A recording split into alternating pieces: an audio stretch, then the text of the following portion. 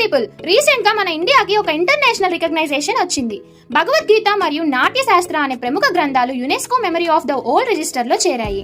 ఈ రిజిస్టర్ లో వరల్డ్ కి చాలా ఇంపార్టెంట్ అండ్ వాల్యుబుల్ డాక్యుమెంట్స్ ని కలెక్ట్ చేసి ప్రిజర్వ్ చేస్తారు. ఈ రెండు గ్రంథాలు మన ఇండియా యొక్క సంస్కృతి, జ్ఞానం మరియు కళల గొప్పతనాన్ని చూపిస్తాయి. ఇప్పుడు టోటల్ గా ఇండియా నుంచి 14 ఎంట్రీస్ ఈ రిజిస్టర్ లో ఉన్నాయి. ఈ memory of the world programme ను యునెస్కో 1992 లో ప్రారంభించింది. దీని యొక్క మెయిన్ ఎయిమ్ ఏంటి అంటే హ్యుమానిటీకి వాల్యుబుల్ డాక్యుమెంటరీ హెరిటేజ్ ను సేఫ్ గార్డ్ చేయడం. ఈ రిజిస్టర్ లో డాక్యుమెంట్ ఇంక్లూడ్ అవ్వాలి అంటే హిస్టారికల్ ఆర్ కల్చరల్ వాల్యూ, ఇంకా అథెంటిసిటీ, రేరిటీ లాంటి స్ట్రిక్ట్ క్రైటీరియా ఉంటాయి. ఇప్పటికే మన ఋగ్వేద, గిల్గిత్ మాన్యుస్క్రిప్ట్స్, అభినవ గుప్తా రైటింగ్స్ మరియు పాలా పీరియడ్ లో ఉన్న మైత్రేయ వ్యాకరణ కూడా ఈ రిజిస్టర్ లో ఉన్నాయి. ఈ లిస్ట్ ని ప్రతి 2 ఇయర్స్ కి అప్డేట్ చేస్తారు. ఒక ఇయర్ లో ఒక కంట్రీ నుంచి మాక్సిమం 2 డాక్యుమెంట్స్ ని కన్సిడర్ చేస్తారు.